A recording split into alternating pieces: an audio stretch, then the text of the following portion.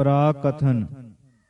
ਪਿੱਛੇ ਕਿਹਾ ਸੀ ਕਿ ਮੰਨਣਸ਼ੀਲ ਪੁਰਖ ਮੋਖ ਪਾਉਂਦੇ, ਆਪ ਤਰਦੇ ਤੇ ਹੋਰਨਾਂ ਨੂੰ ਤਾਰਦੇ ਹਨ। ਹੁਣ ਪੌੜੀ 16ਵੀਂ ਵਿੱਚ ਫਰਮਾਉਂਦੇ ਹਨ ਕਿ ਉਹਨਾਂ ਦਾ ਗੁਰੂ ਇੱਕ ਧਿਆਨ ਹੋ ਜਾਂਦਾ ਹੈ, ਅਰਥਾਤ ਸੁਣ ਕੇ ਮੰਨ ਕੇ ਉਹਨਾਂ ਦਾ ਧਿਆਨ ਇੱਕ ਈਸ਼ਵਰ ਵਿੱਚ ਟਿਕ ਜਾਂਦਾ ਹੈ।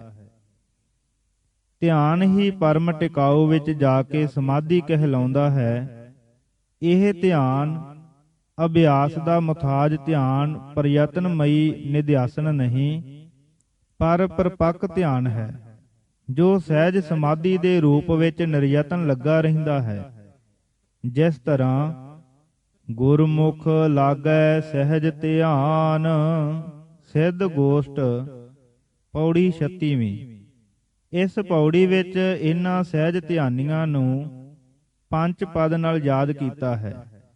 ਇਸ ਤੋਂ ਮੋਹਰੇ ਪਹਿਲੀਆਂ ਪੌੜੀਆਂ ਵਿੱਚ ਜੋ ਉਪਾਅ ਆਦਿ ਆਏ ਹਨ, ਉਹਨਾਂ ਦੇ ਕਰਨ ਵਾਲੇ ਸਚਿਆਰਾਂ ਤੋਂ ਮੁਰਾਦ ਹੈ। ਜਿਸ ਤਰ੍ਹਾਂ ਸੁਣਨੇ ਵਾਲੇ, ਮੰਨਣ ਵਾਲੇ, ਗਾਉਣ ਵਾਲੇ, ਹੁਕਮ ਰਜਾਈ ਤੁਰਨ ਵਾਲੇ, ਮਨ ਰੱਖਿਆ ਭਾਉ, ਅਰਥਾਤ ਮਨ ਨਾਲ ਪ੍ਰੇਮ ਕਰਨ ਵਾਲੇ ਜੋ ਪੰਜੇ ਉਪਾਅ ਕਰਕੇ ਸਚਿਆਰ ਹੋ ਗਏ ਹਨ, ਉਹਨਾਂ ਨੂੰ ਇੱਥੇ ਪੰਜ ਕਿਹਾ ਹੈ।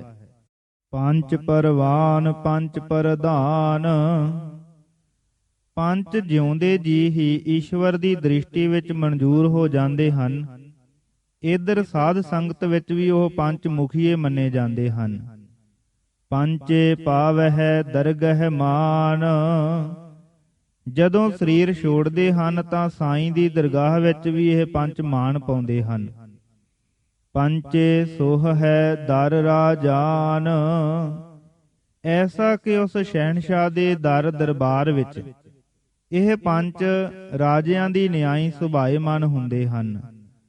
ਪੰਚਾ ਕਾ ਗੁਰ ਏਕ ਧਿਆਨ। ਇਹਨਾਂ ਪੰਚਾਂ ਸੰਤਾਂ ਦਾ ਗੁਰੂ ਇੱਕ ਧਿਆਨ ਹੋ ਜਾਂਦਾ ਹੈ। ਭਾਵ ਇਹ ਕਿ ਉਹ ਨਾਮ ਜਪਦੇ ਜਪਦੇ ਈਸ਼ਵਰ ਦੇ ਧਿਆਨ ਵਿੱਚ ਪਰਪੱਕ ਹੋ ਜਾਂਦੇ ਹਨ। ਵਿਆਖਿਆ। ਇਸ ਪੌੜੀ ਦੀਆਂ ਉੱਪਰਲੀਆਂ ਚਾਰ ਤੁਕਾਂ ਵਿੱਚ ਸੁਣਨ, ਮੰਨਣ, ਗਿਆਨ ਆਦਿ ਵਾਲੇ ਮੋਖ ਦੁਆਰ ਨੂੰ ਪ੍ਰਾਪਤ ਗੁਰਸਿੱਖ ਨੂੰ ਪੰਜ ਪਦ ਨਾਲ ਯਾਦ ਕੀਤਾ ਹੈ। ਵੇਦਾਂਤ ਪ੍ਰਭਾਖਾ ਵਿੱਚ ਕਹਿਣਗੇ ਕਿ ਇਹ ਪੰਜ ਸ਼ਰਵਣ, ਮੰਨਣ, ਨਿਧਿਆਸਨ ਕਰਕੇ ਸਾਖਿਆਤਕਾਰ ਨੂੰ ਪ੍ਰਾਪਤ ਪੁਰਖ ਹਨ। ਕਿਸੇ ਗੱਲ ਨੂੰ ਬਾਰ-ਬਾਰ ਧਿਆਨ ਵਿੱਚ ਲਿਆਉਣਾ ਨਿਧਿਆਸਨ ਹੁੰਦਾ ਹੈ। ਪਰ ਗੁਰੂ ਜੀ ਦੇ ਸ਼ਰਵਣ ਮੰਨਣ ਤੇ ਸ਼ਾਸਤਰਿਕ ਸ਼ਰਵਣ ਮੰਨਣ ਆਦਿ ਵਿੱਚ ਫਰਕ ਹੈ। ਸ਼ਾਸਤਰੀ ਸ਼ਰਵਣ ਮੰਨਣ ਵਿਚਾਰ ਦਾ ਪ੍ਰਯਤਨ ਹੈ। ਗੁਰੂ ਜੀ ਦਾ ਸ਼ਰਵਣ ਮੰਨਣ ਜੋ ਇੱਥੇ ਆਇਆ ਹੈ, ਸੋ ਨਾਮ ਦਾ ਸ਼ਰਵਣ ਮੰਨਣ ਤੇ ਨਿਧਿਆਸਨ ਹੈ। ਨਾਮ ਵਿਹੂਣੀ ਵਿਚਾਰ ਮਾਤਰ ਦਾ ਨਹੀਂ, ਕਿਉਂਕਿ ਗੁਰੂ ਜੀ ਨਾਮ ਤੋਂ ਬਿਨਾਂ ਸਾਖਿਆਤਕਾਰ ਨਹੀਂ ਮੰਨਦੇ। ਜਿਸ ਤਰ੍ਹਾਂ ਨਾਮ ਬਿਨਾ ਨਾਹੀ ਦਰ ਢੋਈ, ਮਾਰੂ ਮਹੱਲਾ ਪਹਿਲਾ। ਨਾਮ ਬਿਹੂਣਾ ਮੁਕਤ ਨਾ ਹੋਈ, ਪ੍ਰਭਾਤੀ ਮਹੱਲਾ ਪਹਿਲਾ, ਅਸ਼ਟਪਦੀਆਂ। ਨਾਮ ਰਤੇ ਪਾਵਹਿ ਮੋਖ ਦੁਆਰ, ਸਿੱਧ ਗੋਸ਼ਟ, ਪੌੜੀ 32ਵੀਂ। ਵਿਚਾਰ ਨੇ ਤਾਂ ਨਾਮ ਅਭਿਆਸ ਦੇ ਨਾਲ ਆਪੇ ਤੁਰ ਰਹਿਣਾ ਹੈ, ਕਿਉਂਕਿ ਅਭਿਆਸੀ ਕੋਈ ਨਿਰਜਿੰਦ ਯੰਤਰ ਨਹੀਂ ਹੈ। ਉਹ ਤਾਂ ਸਜੀਵ ਹੈ, ਸੁਬੁੱਧ ਹੈ ਤੇ ਮਨੀਖਾ ਵਾਲਾ ਮਨੁੱਖ ਹੈ।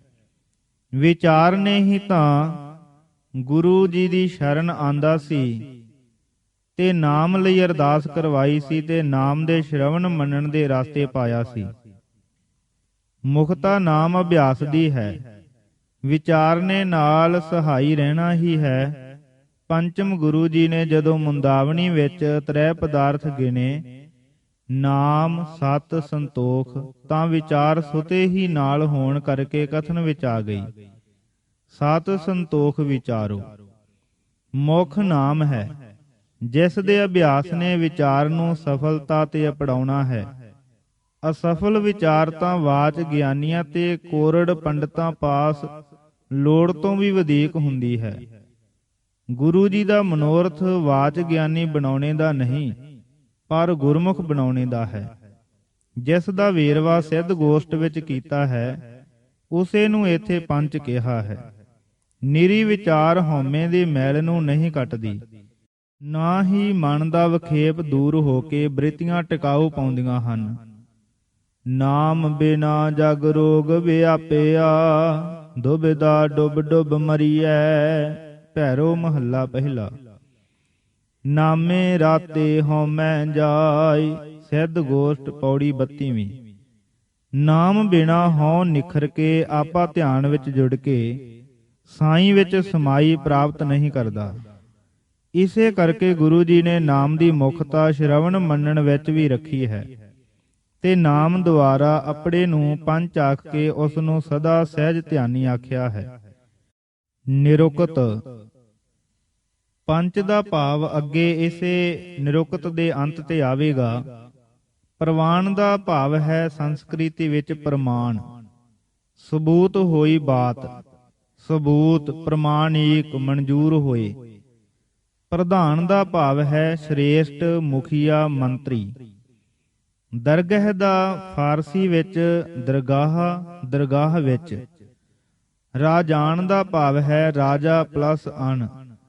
ਰਾਜਾ ਭਾਵ ਰਾਜ ਕਰਨੇ ਵਾਲਾ, ਅਣ ਭਾਵ ਵਾਂਗੂ ਨਿਆਈ। ਰਾਜਾ ਵਰਗੇ ਰਾਜਿਆਂ ਦੀ ਨਿਆਈ। ਭਗਤ ਰਾਜੇ ਹੁੰਦੇ ਹਨ। ਨਾਨਕ ਹੋਰ ਪਾਤਸ਼ਾਹੀਆ ਕੂੜੀਆ, ਨਾਮ ਰਤੇ ਪਾਤਸ਼ਾਹ। ਵਾਰਾਂ ਤੇ ਵਧੀਕ। ਸ਼ਲੋਕ ਮਹੱਲਾ ਤੀਜਾ। ਪ੍ਰਭ ਕਉ ਸਿਮਰਹਿ ਸੇ ਸਰਬ ਕੇ ਰਾਜੇ। ਸੁਖਮਨੀ ਪਹਿਲੀ ਅਸ਼ਟਪਦੀ। ਪਾਤਸ਼ਾਹੀ ਭਗਤ ਜਨਾ ਕੋ ਦਿੱਤੀਅਨ, ਸਿਰ ਛਤ ਸੱਚਾ ਹਰ ਬਣਾਏ। ਵਾਰ ਵਡਹੰਸ ਮਹੱਲਾ ਤੀਜਾ। ਦਰਗਾਹੇ ਮਾਨ ਪਾਉਂਦੇ ਹਨ ਜਿਸ ਤਰ੍ਹਾਂ ਧੰਨ ਧੰਨ ਸਾਬਾਸ ਕਹੈ ਪ੍ਰਭ ਜਨ ਕਉ, ਜਨ ਨਾਨਕ ਮੇਲ ਲਏ ਗਲ ਲਾਈ। ਗੂਜਰੀ ਮਹੱਲਾ ਚੌਥਾ। ਦਰ ਰਾਜਾਨ ਦਾ ਇਉਂ ਅਰਥ ਵੀ ਲਾਉਂਦੇ ਹਨ, ਰਾਜਿਆਂ ਦੇ ਦਰਬਾਰ ਵਿੱਚ ਮਾਣ ਪਾਉਂਦੇ ਹਨ। ਪਰ ਪੌੜੀ 34ਵੀਂ ਪੜ੍ਹ ਕੇ ਸ਼ੱਕ ਨਹੀਂ ਰਹਿੰਦਾ ਕਿ ਦਰ ਦਾ ਭਾਵ ਪਰਮੇਸ਼ਰ ਦਾ ਦਰ ਹੈ, ਜਿੱਥੇ ਪ੍ਰਵਾਨ ਹੋਏ ਪੰਜ ਸ਼ੋਭਦੇ ਹਨ। ਜਿਸ ਤਰ੍ਹਾਂ ਸੱਚਾ ਆਪ, ਸੱਚਾ ਦਰਬਾਰ, ਤਿਥੈ ਸੋਹਣ ਪੰਚ ਪਰਵਾਨ। ਜਪਜੀ ਸਾਹਿਬ। ਧਿਆਨ ਦਾ ਭਾਵ ਹੈ ਇੱਕ ਪ੍ਰਕਾਰ ਦੀ ਬ੍ਰਿਤ ਦਾ ਲਗਾਤਾਰ ਇੱਕ ਪਾਸੇ ਲੱਗੇ ਜਾਣਾ। ਬ੍ਰਿਤੀ ਦੀ ਇਕਾਗਰਤਾ। ਸੁਰਤ ਦਾ ਵਾਹਿਗੁਰੂ ਜੀ ਵਿੱਚ ਲਗਾਤਾਰੀ ਲਗਾਓ। ਪੰਚ ਦਾ ਭਾਵ ਹੈ ਫੈਲਾਉਣਾ। ਧਾਤੂ ਹੈ ਪਚ। ਹੱਥ ਜਦ ਫੈਲਾਈਏ ਤਾਂ ਪੰਜ ਉਂਗਲਾਂ ਦਿਸਦੀਆਂ ਹਨ। ਇਥੋਂ ਪੰਜ ਪਦ ਪੰਜ ਦਾ ਲਖਾਇਕ ਹੋ ਗਿਆ, ਤੇ ਫੇਰ ਇਸ ਦਾ ਅਰਥ ਹੀ ਪੰਜ ਹੋ ਗਿਆ। ਪਹਿਲੀ ਜੰਗਲੀ ਦਸ਼ਾ ਵਿੱਚ ਗਿਣਤੀ ਪੰਜ ਦੀ ਪੰਜ ਉਂਗਲਾਂ ਤੋਂ ਹੀ ਗਿਣਦੇ ਹੋਣਗੇ। ਇਸ ਤਰ੍ਹਾਂ ਪੰਜ ਦਾ ਅੰਗ ਅੰਗਾਂ ਵਿੱਚ ਪ੍ਰਧਾਨ ਹੋ ਗਿਆ। ਜਦ ਬਰਾਦਰੀਆਂ ਵਿੱਚ ਫੈਸਲੇ ਕਰਨ ਲਈ ਮੁਖੀਏ ਥਾਪਦੇ ਸਨ ਤਾਂ ਪੰਜ। ਇਉਂ ਪੰਜ ਪਦ ਵਿੱਚ ਸ੍ਰੇਸ਼ਟਤਾ ਦਾ ਭਾਵ ਆ ਗਿਆ। ਜੋ ਪੰਜ ਮੁਕਰਰ ਹੁੰਦੇ ਸਨ, ਇਨਸਾਫ ਕਰਨ ਲਈ ਹੁੰਦੇ ਸੀ। ਉਹ ਜੋ ਕੁਝ ਕਹਿੰਦੇ ਸਨ ਸੋ ਬਿਨਾਂ ਰੌ ਰਿਆਤ ਤੁਲਵਾਂ ਤੇ ਠੀਕ ਮੰਨ ਲਿਆ ਜਾਂਦਾ ਸੀ। ਸੋ ਯਥਾਰਥ ਗੱਲ ਕਹਿਣ ਤੇ ਕਥਨਹਾਰ ਹੋਣ ਕਰਕੇ ਉਹਨਾਂ ਦਾ ਸਤਿਕਾਰ ਬਣ ਗਿਆ, ਤੇ ਪੰਜ ਪਦ ਦੇ ਅਰਥਾਂ ਵਿੱਚ ਵੀ ਇਹ ਸ੍ਰੇਸ਼ਟਤਾ ਦਾ ਭਾਵ ਭਰ ਗਿਆ। ਪੰਜਾਬ ਵਿੱਚ ਪਿੰਡ ਦੇ ਚੌਧਰੀ ਨੂੰ ਹੁਣ ਤੋੜੀ ਪੈਂਚ ਤੇ ਪੰਚ ਆਖਦੇ ਹਨ। ਇਸ ਤਰ੍ਹਾਂ ਇਸ ਦੇ ਅਰਥ ਸ੍ਰੇਸ਼ਟ ਮੁਖੀਆ ਤੇ ਅੰਤ ਸੰਤ ਹੋ ਗਏ। ਗੁਰਬਾਣੀ ਵਿੱਚ ਆਇਆ ਹੈ, ਪੰਚਮ ਪੰਚ ਪ੍ਰਧਾਨ ਤੇ ਜਿਹ ਜਾਣਿਓ ਪਰਪੰਚ। ਥਿਤੀ ਗੌੜੀ ਮਹੱਲਾ ਪੰਜਵਾ। ਜਿਨ੍ਹਾਂ ਨੇ ਪਰਪੰਚ ਨੂੰ ਸਮਝ ਲਿਆ ਹੈ ਕਿ ਇਹ ਸਦਾ ਇੱਕ ਰਸ ਨਹੀਂ, ਉਹ ਪ੍ਰਧਾਨ ਹਨ। ਉਹ ਪੰਚ ਸੰਤ ਕਹੀਦੇ ਹਨ। ਇਹ ਉਪਦੇਸ਼ ਪੰਜਵੀਂ ਥਿਤ ਦਾ ਹੈ। ਪੰਜ ਪਦ ਦਾ ਇੱਥੇ ਅਰਥ ਸੰਤ ਜਾਂ ਗੁਰਮੁਖ ਹੈ। ਇਹ ਜਪਜੀ ਦੀ ਪੌੜੀ 34ਵੀਂ ਤੋਂ ਵੀ ਸਹੀ ਹੋ ਜਾਂਦਾ ਹੈ, ਜਿੱਥੇ ਫਰਮਾਇਆ ਹੈ, ਸੱਚਾ ਆਪ, ਸੱਚਾ ਦਰਬਾਰ, ਤਿਥੈ ਸੋਹਣ ਪੰਚ ਪਰਵਾਨ। ਜੇ ਇਹ ਭਾਵ ਲਈਏ ਕਿ ਪੰਜ ਦਾ ਅਰਥ ਇੱਥੇ ਪੰਜ ਦੀ ਗਿਣਤੀ ਹੀ ਹੈ, ਤੇ ਉਹ ਪੰਜ ਇਸ ਪੌੜੀ ਤੋਂ ਪਹਿਲੋਂ ਆ ਚੁੱਕੇ ਹਨ, ਤਦ ਵੀ ਭਾਵ ਗੁਰਮੁਖਾਂ ਦਾ ਹੀ ਰਹੇਗਾ। ਉਹ ਇਹਨਾਂ ਪੰਜ ਗੁਣਾਂ ਦੇ ਜਿਨ੍ਹਾਂ ਦਾ ਪਿੱਛੇ ਜ਼ਿਕਰ ਆ ਚੁੱਕਾ ਹੈ ਧਾਰਨੀ ਹੋਣਗੇ।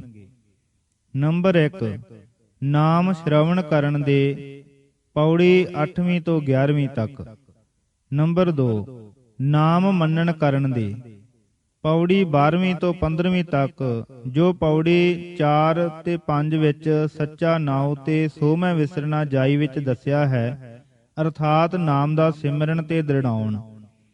ਨੰਬਰ 3 ਸਿਫਤ ਸਲਾਹ ਜਾਂ ਗੁਣ ਗਾਇਨ, ਜੋ ਪੌੜੀ 4 ਵਿੱਚ ਵਡਿਆਈ ਵਿਚਾਰ ਤੇ ਪੌੜੀ 5ਵੀਂ ਵਿੱਚ ਗਾਵੀਆ ਕਰਕੇ ਦੱਸਿਆ ਹੈ। ਨੰਬਰ 4 ਹੁਕਮ ਰਜਾਈ ਚੱਲਣਾ, ਜੋ ਪੌੜੀ 1 ਵਿੱਚ ਦਰਸਾਇਆ ਹੈ। ਨੰਬਰ 5 ਪੰਜਵਾਂ ਗੁਣ ਹੈ ਪ੍ਰੇਮ, ਜੋ ਨਾਮ ਦੇ ਤੇ ਵਡਿਆਈ ਦੇ ਗਾਵਣ ਤੇ ਸੁਣਨ ਨਾਲ ਮਨ ਵਿੱਚ ਧਾਰੀ ਰੱਖਣਾ ਹੈ। ਗਾਵੀਐ ਸੁਣੀਐ ਮਨ ਰੱਖੀਐ ਭਾਉ, ਪੌੜੀ 5ਵੀਂ ਵਿੱਚ ਦਰਸਾਇਆ ਹੈ। ਜੋ ਇਹਨਾਂ ਪੰਜਾਂ ਗੁਣਾਂ ਨੂੰ ਧਾਰੇਗਾ ਉਹ ਸੰਤ ਜਾਂ ਗੁਰਮੁਖ ਹੀ ਹੋਵੇਗਾ, ਤਾਂ ਤੇ ਪੰਜ ਦਾ ਅਰਥ ਉਹ ਸੰਤ ਹੀ ਸਹੀ ਰਿਹਾ।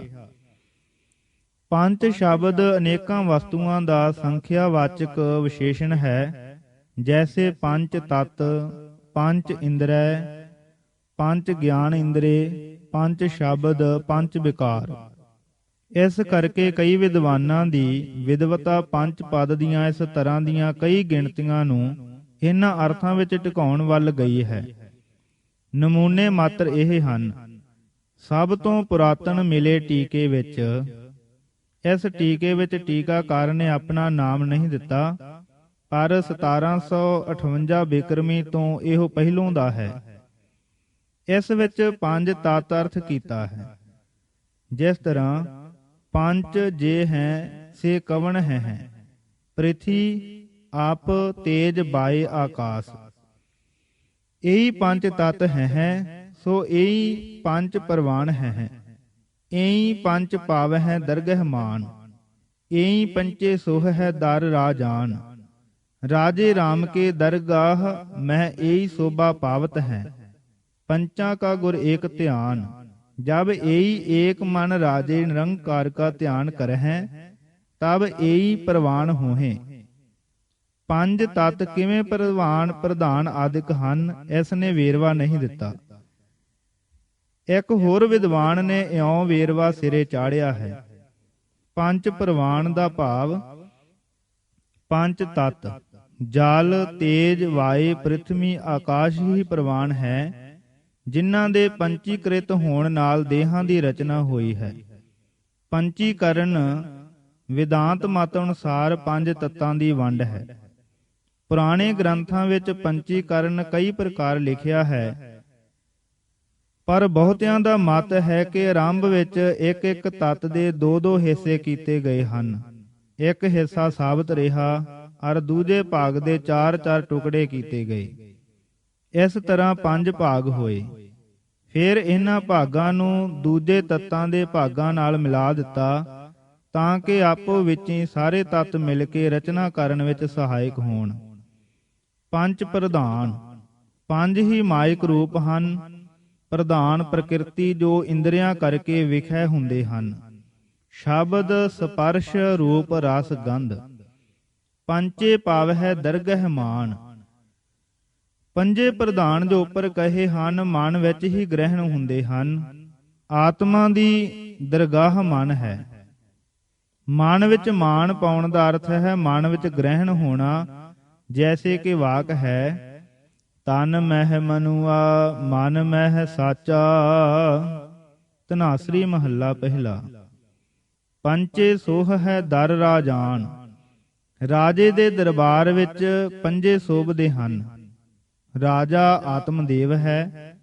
ਦੁਆਰ ਉਸ ਦੇ ਪੰਜ ਹਨ। ਤਵਚਾ, ਰਸਨਾ, ਅੱਖਾਂ, ਨੱਕ, ਕੰਨ ਆਦਿ।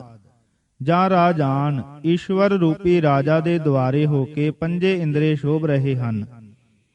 ਪੰਚਾਂ ਕਾ ਗੁਰ ਏਕ ਧਿਆਨ। ਪੰਜਾਂ ਇੰਦਰੀਆਂ ਦਾ ਗੁਰੂ ਗਿਆਨ ਕਰਾਉਣ ਵਾਲਾ ਆਤਮਦੇਵ ਹੈ। ਉਹ ਆਪਣੇ ਧਿਆਨ ਵਿੱਚ ਸਦਾ ਸਥਿਤ ਹੈ। ਜਿਸ ਤਰ੍ਹਾਂ ਦੇਹੀ ਨਗਰੀ ਊਤਮ ਥਾਨਾ, ਪੰਜ ਲੋਕ ਵਸਹਿ ਪ੍ਰਧਾਨਾ, ਉਪਰ ਏਕੰਕਾਰ ਨਿਰਾਲਮ, ਸੁਨ ਸਮਾਧ ਲਗਾਇਆ। ਮਾਰੂ ਮਹੱਲਾ ਪਹਿਲਾ ਸੋਲ ਹੈ। ਭਾਵ ਇਹ ਕਿ ਆਤਮਾ ਨੂੰ ਆਪਣੇ ਵਿੱਚ ਸਥਿਤ ਤੇ ਬਾਕੀ ਖੇਲ ਪੰਜਾਂ ਤੱਤਾਂ ਦਾ ਸਮਝਣਾ, ਇਸ ਪ੍ਰਯੋਜਨ ਲਈ ਇਹ ਪੌੜੀ ਹੈ। ਇੱਕ ਹੋਰ ਸੱਜਣ ਜੀ ਕੁਛ ਇਸ ਪ੍ਰਕਾਰ ਅਰਥ ਕਰਦੇ ਹਨ। ਪੰਜ ਤੱਤਾਂ ਕਰਕੇ ਤਨ ਪ੍ਰਵਾਨ ਹੈ। ਪੰਜ ਗਿਆਨ ਇੰਦਰੀ ਸਰੀਰ ਵਿੱਚ ਪ੍ਰਧਾਨ ਮੁੱਖ ਹਨ। ਪੰਜ ਸਤ ਸੰਤੋਖ ਆਦਿ ਗੁਣ ਦਰਗਾਹ ਵਿੱਚ ਮਾਣ ਪਾਉਂਦੇ ਹਨ। ਭਾਵ ਇਹਨਾਂ ਦੇ ਧਾਰਨੀ ਮਾਣ ਪਾਉਂਦੇ ਹਨ। ਪੰਜ ਸ਼ਬਦ ਰਾਜਾਨ, ਸਭ ਦੇ ਰਾਜਾ ਪਰਮੇਸ਼ਰ ਦੇ ਦਸਮ ਦੁਆਰ ਵਿੱਚ ਸ਼ੋਭਦੇ ਹਨ। ਪੰਜਾਂ ਦੀ ਪ੍ਰਾਪਤੀ ਦਾ ਗੁਰੂ ਧਿਆਨ ਹੈ। ਇੱਕ ਵਿਆਖਿਆ ਇਸ ਪ੍ਰਕਾਰ ਹੈ। ਪਰ ਪੰਚ ਨੂੰ ਜੋ ਰਚੇ ਸੋ ਪੰਚ ਬ੍ਰਹਮ। ਸੋ ਪੰਚ ਦਾ ਬ੍ਰਹਮ ਅਰਥ ਕਰਕੇ ਇਉਂ ਘਟਾਇਆ ਹੈ। ਪੰਚ ਦਾ ਭਾਵ ਬ੍ਰਹਮ ਪ੍ਰਵਾਨ, ਪ੍ਰਮਾਨ ਪਰਮ ਪਲਸ ਅਣ। ਪਰਮ ਅਣੂ ਹੈ, ਭਾਵਤ ਸੂਖਮ ਹੈ, ਜਿਸ ਤੋਂ ਵੱਧ ਸੂਖਮ ਕੋਈ ਨਹੀਂ। ਬ੍ਰਹਮ ਹੀ ਸਭ ਤੋਂ ਵੱਡਾ ਪ੍ਰਧਾਨ ਹੈ। ਜਿਸ ਤਰ੍ਹਾਂ ਸੂਖਮ ਤੇ ਸੂਖਮ ਕਰ ਚੀਨੇ, ਬ੍ਰਿਧਨ ਬ੍ਰਿਧ ਬਤਾਏ। ਪੰਚ ਭਾਵ ਬ੍ਰਹਮ ਇੰਦਰੀਆਂ ਦੇ ਦਰ ਤੇ ਹੋ ਕੇ ਗੇਹ ਦਾ ਗਿਆਨ ਪਾਉਂਦਾ ਹੈ। ਦਰ ਭਾਵ ਰਸਤੇ, ਗਹਿ ਗੇਹ, ਮਾਨ ਭਾਵ ਗਿਆਨ। ਪੰਚ ਦਾ ਭਾਵ ਬ੍ਰਹਮ ਇੰਦਰੀਆਂ ਦੇ ਦਰ ਰਾਜਾ ਹੋ ਕੇ ਸ਼ੋਭ ਰਿਹਾ ਹੈ।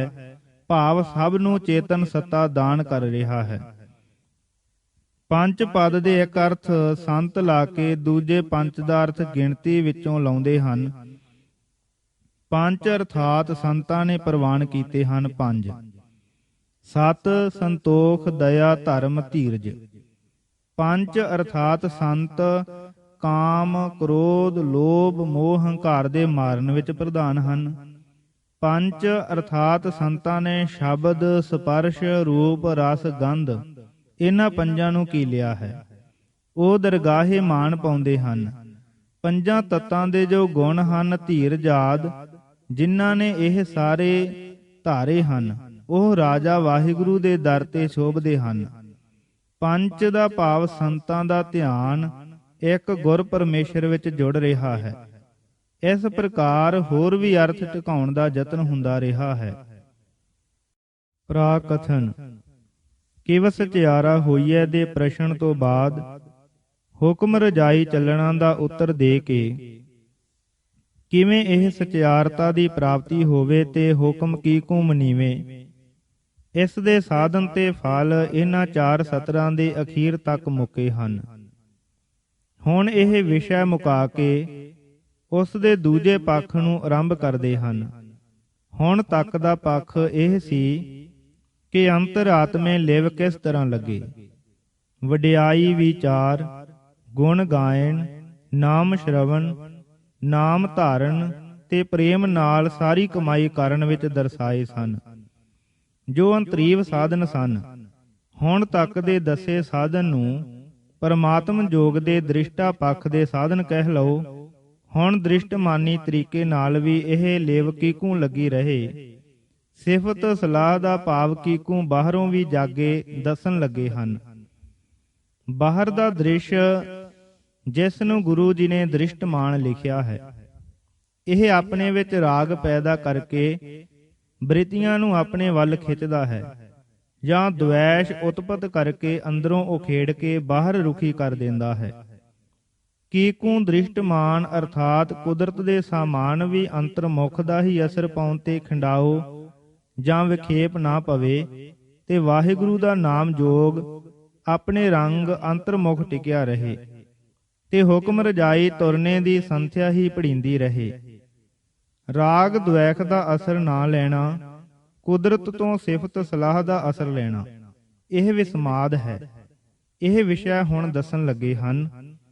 ਜੇ ਕੋ ਕਹੈ ਕਰੈ ਵਿਚਾਰ, ਇਹ ਤਾਂ ਰਿਹਾ ਕਰਤਾ ਕਾਦਰ ਦੀ ਪ੍ਰਾਪਤੀ ਦਾ ਵਿਸ਼ਾ।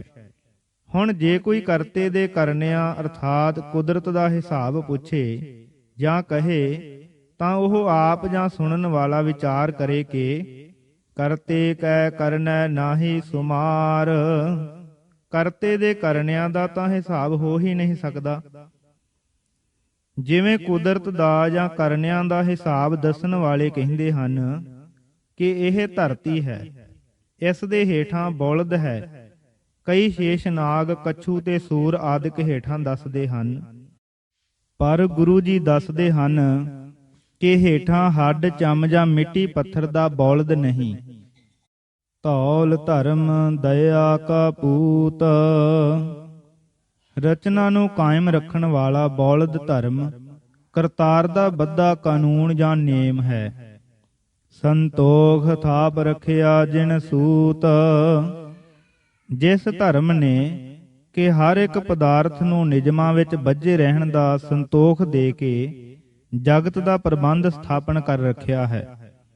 ਜੇ ਕੋ ਬੁੱਝੈ ਹੋਵੈ ਸਚਿਆਰ। ਜੇ ਕੋਈ ਇਉਂ ਬੁੱਝ ਲਵੇ ਤਾਂ ਉਹ ਸਚਿਆਰ ਹੋ ਜਾਂਦਾ ਹੈ। ਧਵਲੈ ਉੱਪਰ ਕੀਤਾ ਭਾਰ। ਪਰ ਜੇ ਕੋਈ ਇਸ ਤਰ੍ਹਾਂ ਵਿਚਾਰ ਨਾ ਕਰੇ ਤਾਂ ਦੱਸੇ ਕਿ ਸਰੀਰ ਵਾਲੇ ਬਲਦ ਉੱਤੇ ਕਿੰਨਾ ਕੁ ਭਾਰ ਹੈ। ਭਾਵ ਕੋਈ ਬਲਦ ਧਰਤੀ ਦਾ ਭਾਰ ਨਹੀਂ ਸਹਿ ਸਕਦਾ। ਧਰਤੀ ਹੋਰ ਪਰੈ ਹੋਰ ਹੋਰ।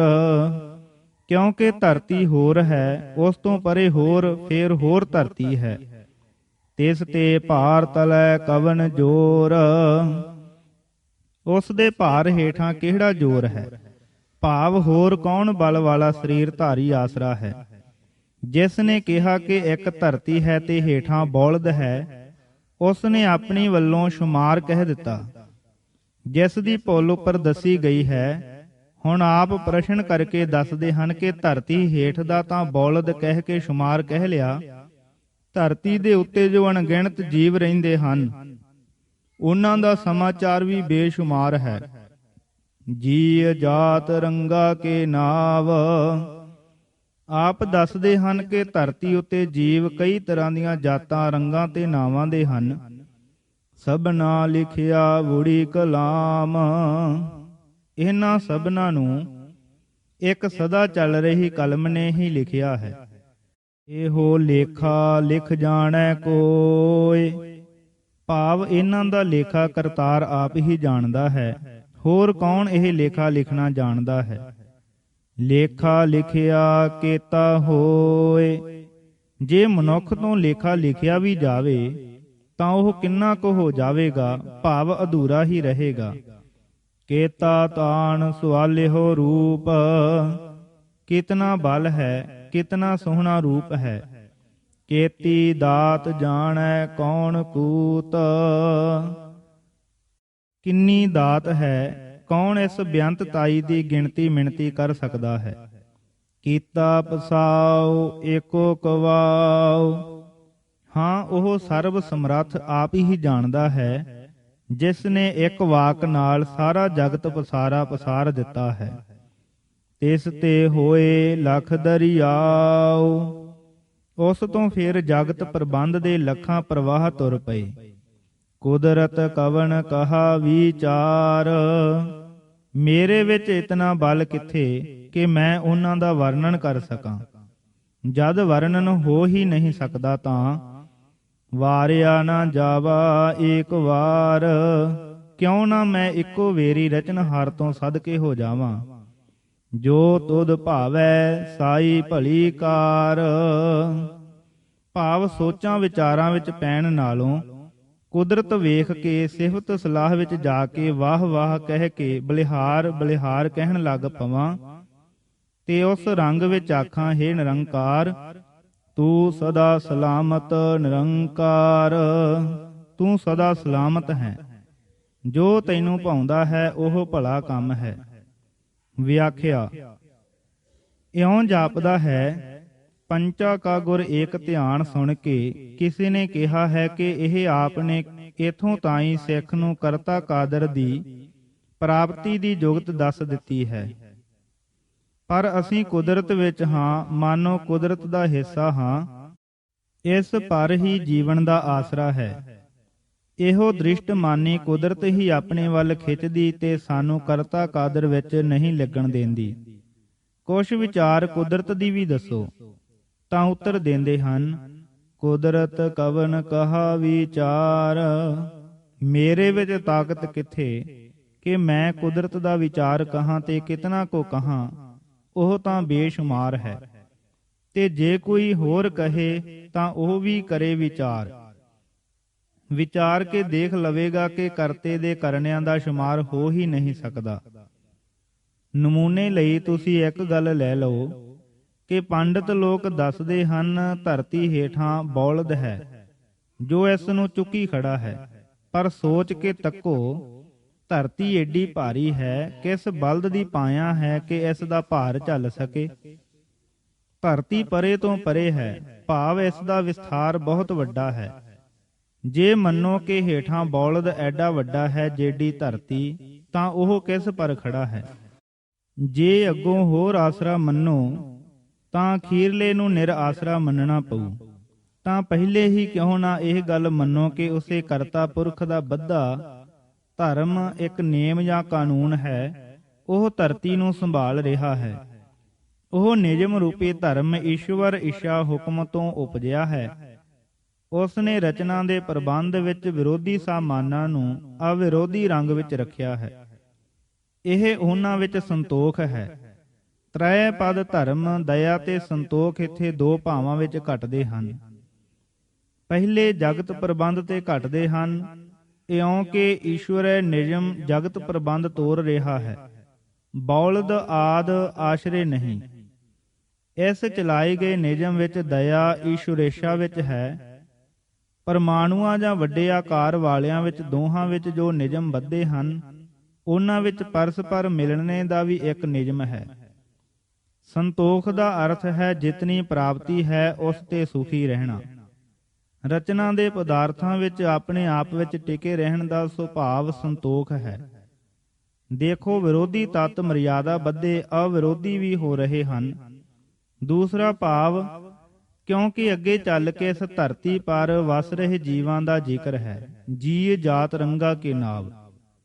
ਸੋ ਪ੍ਰਸ਼ਨ ਹੁੰਦਾ ਹੈ ਕਿ ਜਿਵੇਂ ਜਗਤ ਪ੍ਰਬੰਧ ਵਿੱਚ ਧਰਮ, ਦਇਆ ਤੇ ਸੰਤੋਖ ਦੀ ਥਾਂ ਹੈ, ਤਿਵੇਂ ਇਹਨਾਂ ਤਿੰਨਾਂ ਦਾ ਜੀਵ ਸ੍ਰਿਸ਼ਟੀ ਦੇ ਪ੍ਰਬੰਧ ਵਿੱਚ ਕੀ ਟਿਕਾਣਾ ਹੈ। ਉੱਤਰ, ਜੀਵ ਸ੍ਰਿਸ਼ਟੀ ਵਿੱਚ ਜੀਵਾਂ ਦਾ ਵਰਤਾਓ ਪਰਸਪਰ ਧਰਮ, ਨਿਆਂ, ਦਇਆ ਦੇ ਆਸ਼ਰਿਤ ਹੋਵੇ ਤੇ ਜਥਾ ਲਾਭ ਸੰਤੋਖ ਹੋਵੇ ਹਰ ਜੀਵ ਦੇ ਅੰਦਰ, ਤਾਂ ਜੀਵ ਸ਼੍ਰੇਣੀ ਦਾ ਪ੍ਰਬੰਧ ਵੀ ਸੂਤ ਤੁਰਦਾ ਹੈ। ਕਸੂਤ ਤਾਈ ਨਹੀਂ ਰਹਿੰਦੀ। ਭਾਵ ਮਨੁੱਖ ਸ਼੍ਰੇਣੀ ਦੀ ਭਾਈਚਾਰਕ ਤੇ ਨੈਤਿਕ ਅਵਸਥਾ ਸੁਖ ਵਾਲੀ ਹੋ ਜਾਂਦੀ ਹੈ। ਇਸ ਧਰਤੀ ਦਾ ਆਕਾਰ ਤੇ ਭਾਰ ਤੱਕ ਕੇ ਇਸ ਉੱਤੇ ਦਿਸ ਰਹੀ ਇਸ ਦੀ ਉਪਜਾਊ ਸ਼ਕਤੀ ਤੇ ਦਾਤ ਸ਼ਕਤੀ, ਇਸ ਪਰ ਇਸ ਦੀ ਸੁੰਦਰਤਾ ਆਦਿ ਤੱਕ ਕੇ ਇਸ ਨੂੰ ਬੇਸ਼ੁਮਾਰ ਪਾਓਗੇ ਤਾਂ ਤੇ ਕਰਤਾ ਪੁਰਖ ਵੱਲ ਹੀ ਆ ਜਾਓ ਕਿ ਜਿਸ ਦੇ ਸੰਕਲਪ ਮਾਤਰ ਕਰਨੇ ਕਰਕੇ ਤੇ ਇੱਕ ਵਾਕ ਕਹਿਣੇ ਤੇ ਇਹ ਦ੍ਰਿਸ਼ਟ ਮਾਨੀ ਰਚਨਾ ਹੋ ਗਈ। ਤੇ ਇਸ ਤੋਂ ਅੱਗੇ ਫੇਰ ਲੱਖਾਂ ਪ੍ਰਵਾਹ ਤੁਰ ਪਏ ਤੇ ਧਰਤੀਆਂ, ਚੰਦਾਂ, ਸੂਰਾਂ ਦੇ ਤੇ ਉੱਪਰ ਦੇ ਸਮਾਨ ਉਪਜ ਪਏ। ਉਸ ਦੀ ਇਸ ਸਾਰੀ ਕੁਦਰਤ ਦਾ ਵਿਚਾਰ ਵਰਣਨ ਕਰਨ ਦੀ ਕੁਦਰਤ ਤਾਕਤ ਕਿਸ ਵਿੱਚ ਹੈ ਜੋ ਵਿਚਾਰ ਕਹਿ ਸਕੇ। ਮੈਂ ਤਾਂ ਇਹ ਪੱਖ ਨਹੀਂ ਲੈਂਦਾ।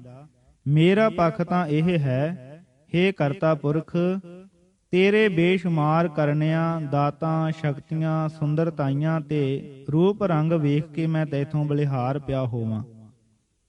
ਭਾਵ ਤੇਰੀ ਸਿਫਤ ਸਲਾਹ ਵਿੱਚ ਚਲਾ ਜਾਵਾਂ ਤੇ ਉਸ ਰੰਗ ਰੰਗਿਆ ਪਿਆ ਉਚਾਰਾਂ। ਹੇ ਨਿਰੰਕਾਰ, ਇਹ ਤੇਰੀ ਕੁਦਰਤ ਆਪਣੇ ਰੰਗ ਪਲਟ ਪਲਟ ਕੇ ਬਦਲਨਹਾਰ ਰੂਪ ਦਿਖਾ ਰਹੀ ਹੈ। ਪਰ ਤੂੰ ਹੈ ਜੋ ਸਦਾ ਸਲਾਮਤ ਇੱਕ ਰੰਗ ਇੱਕ ਰਸ ਹੈ। ਹੇ ਦਾਤਾ, ਮੈਨੂੰ ਬਖਸ਼ ਕੇ ਮੈਂ ਇਸ ਰੰਗ ਵਿੱਚ ਸਦਾ ਰਹਾਂ। ਜੋ ਤੈਨੂੰ ਭਾਉਂਦਾ ਹੈ ਉਹੀ ਭਲੀ ਗੱਲ ਹੈ। ਅਰਥਾਤ ਮੈਂ ਤੇਰੀ ਰਜਾ ਵਿੱਚ ਸਦਾ ਰਾਜੀ ਰਹਾਂ। ਦੇਖੋ, ਪੌੜੀ ਦੇ ਅਖੀਰ ਤੇ ਆ ਕੇ ਦ੍ਰਿਸ਼ਟ ਮਾਨੀ ਵਰਣਨ ਕਰਕੇ ਵਾਰਨੇ ਜਾਣ ਦਾ ਭਾਵ ਦਰਸਾ ਕੇ ਕੀਕੂ ਸਿਫਤ ਸਲਾਹ ਵਿੱਚ ਲੈ ਗਏ ਹਨ ਕਿ ਲਿਵ ਦੀ ਤਾਰ ਬਹਿਰੰਗ ਦਰਸ਼ਨਾਂ ਨਾਲ ਵੀ ਤੁਰੀ ਰਹੇ ਤੇ ਫੇਰ ਉਹ ਆਦ ਸੱਚ ਵਾਲੀ ਸਿਫਤ ਉਚਾਰੀ, ਤੂੰ ਸਦਾ ਹੇ ਨਿਰੰਕਾਰ ਸਲਾਮਤ ਹੈ। ਇਸ ਵਿੱਚ ਹੁਕਮ ਰਜਾਈ ਚੱਲਣਾ ਵਾਲਾ ਸਿਧਾਂਤ ਹੀ ਦ੍ਰਿੜ ਕਰਾਇਆ ਹੈ, ਜੋ ਪਹਿਲਾਂ ਅੰਤਰਮੁਖ ਸਾਧਨਾ ਨਾਲ ਦ੍ਰਿੜ ਕਰਾਇਆ ਸੀ। ਅੰਤਰ ਬਸੇ ਬਾਹਰ ਭੀ ਉਹੀ, ਨਾਨਕ ਦਰਸ਼ਨ ਦੇਖ ਸਭ ਮੋਹੀ। ਸੁਖਮਨੀ ਸਾਹਿਬ 23ਵੀਂ ਅਸ਼ਟਪਦੀ। ਕਿਉਂਕਿ ਅੰਤਰਗਤ ਜਿਸ ਆਪ ਜਨਾਏ, ਉਸ ਨੂੰ ਬਾਹਰੋਂ ਦ੍ਰਿਸ਼ਟਮਾਨ ਤੋਂ ਵੀ ਨਾਨਕ ਤਿਸ ਜਨ ਆਪ ਬੁਝਾਏ। ਸੁਖਮਨੀ ਸਾਹਿਬ 23ਵੀਂ ਅਸ਼ਟਪਦੀ। ਕੀ ਬੁਝਾਏ? ਕਿ ਸਰਬ ਭੂਤ ਆਪ ਵਰਤਾਰਾ, ਸਰਬ ਨੈਣ ਆਪ ਪੇਖਣ ਹਾਰਾ। ਸੁਖਮਨੀ ਸਾਹਿਬ। ਹਾਂ ਜੀ, ਉਹ ਸਰਬ ਕਲਾ ਕਰ ਖੇਲੈ ਖੇਲ, ਪਰ ਆਪ ਅਡੋਲ ਨਾ ਕਬਹੂ ਡੋਲੈ। ਸੁਖਮਨੀ ਸਾਹਿਬ। ਉਹ ਗੱਲ ਆਖੀ ਹੈ ਪੰਚਮ ਗੁਰੂ ਜੀ ਨੇ, ਤੂੰ ਸਦਾ ਸਲਾਮਤ ਨਿਰੰਕਾਰ ਵਾਲੀ ਜੋ ਗੱਲ ਕਹੀ ਹੈ ਇੱਥੇ ਗੁਰੂ ਬਾਬੇ ਨੇ। ਇਸ ਪੌੜੀ ਵਿੱਚ ਇਹ ਉਪਦੇਸ਼ ਵੀ ਹੈ ਕਿ ਜਦ ਕੁਦਰਤ ਦੀ ਫੋਲਾ ਫਾਲੀ ਪ੍ਰਾਕਿਰਤਕ ਵਿਗਿਆਨ ਨਾਲੋਂ ਕਰੋ, ਤਦ ਕਰਤਾ ਪੁਰਖ ਤੋਂ ਬੇਮੁਖ ਨਾ ਹੋ ਜਾਓ। ਉਸ ਦੀ ਸਿਫਤ ਸਲਾਹ ਵਿੱਚ ਵਧੇਰੇ ਆਓ। ਅੰਤਰ ਬਸੇ ਨੂੰ ਬਾਹਰ ਵੀ ਉਹੀ ਕਰਕੇ ਵੇਖੋ ਤੇ ਵਿਸਮਈ ਹੋਵੋ। ਨਿਰੁਕਤ। ਧਰਮ ਦਾ ਭਾਵ ਹੈ ਆਈਨ, ਕਾਨੂੰਨ, ਨੇਮ। ਕਿਸੇ ਵਸਤੂ ਦੀ ਜਾਂ ਵਿਅਕਤੀ ਦੀ ਉਹ ਬ੍ਰਿਤੀ ਜੋ ਉਸ ਵਿੱਚ ਸਦਾ ਰਹੇ ਤੇ ਉਸ ਤੋਂ ਵੱਖ ਨਾ ਹੋਵੇ। ਕਰਤੱਵ, ਨੇਕੀ, ਫਰਜ਼ ਆਦਿ। ਦਇਆ ਕਾ ਪੂਤ ਦਾ ਭਾਵ ਹੈ ਦਇਆ ਦਾ ਪੁੱਤਰ, ਭਾਵ ਹੈ ਈਸ਼ਵਰ ਦੀ ਦਇਆ ਤੋਂ ਉਪਜਿਆ ਹੈ। ਸੰਤੋਖ ਦਾ ਭਾਵ ਹੈ ਜਥਾ ਲਾਭ ਖੁਸ਼ ਰਹਿਣਾ, ਹੋਰ ਨਾ ਮੰਗਣਾ। ਇੱਥੇ ਇਹ ਵੀ ਭਾਵ ਹੈ ਆਪਣੇ ਨਿਯਮਾਂ ਵਿੱਚ ਸੁਖ ਸ਼ਾਂਤੀ ਪੂਰਵਕ ਤੁਰੇ ਰਹਿਣਾ ਤੇ ਉਹਨਾਂ ਦੀ ਉਲੰਘਣਾ ਨਾ ਕਰਨਾ। ਸੂਤ। ਸੂਤ ਦਾ ਭਾਵ ਹੈ ਧਾਗਾ। ਧਾਗੇ ਵਿੱਚ ਪਰੋਤਿਆ ਜਿਵੇਂ ਮਣ ਕੇ ਪ੍ਰਬੰਧ ਵਿੱਚ ਹੋ ਜਾਂਦੇ ਹਨ। ਸੂਤ ਥਾਪਣਾ ਭਾਵ ਪ੍ਰਬੰਧ ਬੰਨਣਾ। ਵੂੜੀ ਕਲਾਮ ਦਾ ਭਾਵ ਹੈ ਵਹਿਣਾ, ਚੱਲਣਾ, ਚੱਲ ਰਹੀ ਕਲਮ। ਸੰਪਰਦਾਇ ਵਿੱਚ ਹੁਕਮ ਰੂਪ ਕਲਮ ਵੀ ਭਾਵ ਕਰਦੇ ਹਨ। ਮੱਥੇ ਉੱਤੇ ਵਹਿ ਚੁੱਕੀ ਕਲਮ ਵੀ ਕਰਦੇ ਹਨ। ਪ੍ਰਮਾਣ ਹੈ ਜੈਸੀ ਕਲਮ ਵੂੜੀ ਹੈ ਮਸਤਕ, ਤੈਸੀ ਜੀਅੜੇ ਪਾਸ। ਸ੍ਰੀ ਰਾਗ ਮਹੱਲਾ ਪਹਿਲਾ। ਤਾਣ ਦਾ ਭਾਵ ਹੈ ਬਲ ਅਤੇ ਵਿਸਥਾਰ। ਸਵਾਲਿਓ ਦਾ ਭਾਵ ਹੈ ਪੰਜਾਬੀ ਵਿੱਚ ਸਵਾਲਿਓ, ਪ੍ਰਾਕ੍ਰਿਤਿਕ ਵਿੱਚ ਸੁਅਲੰਕੇ, ਸੰਸਕ੍ਰਿਤੀ ਵਿੱਚ ਸੁਅਲੰਕ੍ਰਿਤ। ਸਜਿਆ ਹੋਇਆ, ਫੱਬਿਆ ਹੋਇਆ, ਸੋਹਣਾ। ਕੂਤ ਦਾ ਭਾਵ ਹੈ ਅਰਬੀ ਵਿੱਚ ਕੂਤ ਖੁਰਾਕ ਦਾ ਨਾਮ ਹੈ, ਪੰਜਾਬੀ ਵਿੱਚ ਕੂਤ ਅੰਦਾਜ਼ੇ ਨੂੰ ਕਹਿੰਦੇ ਹਨ। ਖੜੇ ਫਸਲਾਂ ਨੂੰ ਦੇਖ ਕੇ ਮਿਣ ਕੇ ਦਾਣੇ ਦਾ ਤੋਲ ਤੇ ਮੁੱਲ ਜਾਚ ਲੈਣਾ।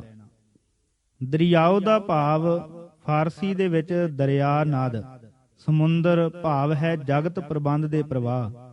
ਲੋਕ, ਸੂਰਜ, ਚੰਦ, ਤਾਰੇ, ਰਾਛੀਆਂ, ਨਛੱਤਰ ਉਹਨਾਂ ਵਿੱਚ ਦੇ ਸਮਾਨ। ਕੁਦਰਤ ਕਵਣ ਕਹਾ ਵਿਚਾਰ ਦਾ ਭਾਵ ਹੈ ਪ੍ਰਸ਼ਨਵਾਚੀ ਵਾਕ ਹੈ। ਇਸ ਤਰ੍ਹਾਂ ਹੀ ਵਾਰਿਆ ਨਾ ਜਾਵਾ ਏਕ ਵਾਰ ਪ੍ਰਸ਼ਨਵਾਚੀ ਹੈ, ਕਿਉਂ ਨਾ ਵਾਰਿਆ ਜਾਵਾਂ। ਭਾਵ ਇਹ ਕਿ ਮੈਂ ਵਿਚਾਰ ਕਰਨੋਂ ਅਸਮਰੱਥ ਹਾਂ, ਤਾਂ ਤੇ ਮੈਂ ਸਿਫਤ ਸਲਾਹ ਵਿੱਚ ਜਾਂਦਾ ਹਾਂ ਤੇ ਬਲਿਹਾਰ ਪਿਆ ਹੁੰਦਾ ਹਾਂ।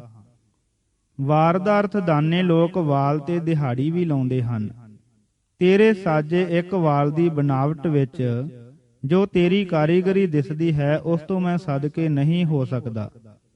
ਸਾਰੀ ਦਾਤ ਦਾ ਤਾਂ ਕਿਆ ਹੀ ਕਹਿਣਾ ਹੈ। ਇੱਕ ਦਿਹਾੜੀ ਨਹੀਂ, ਮੈਂ ਹਰ ਦਿਹਾੜੀ ਤੇਥੋਂ ਵਾਰਨੇ ਜਾਂਦਾ ਹਾਂ। ਮੈਂ ਤੇਥੋਂ ਇੱਕ ਵਾਰੀ ਵੀ ਵਾਰਨੇ ਹੋਣ ਲਾਇਕ ਨਹੀਂ, ਇਉਂ 7 ਅਰਥ ਲਾਉਂਦੇ ਹਨ।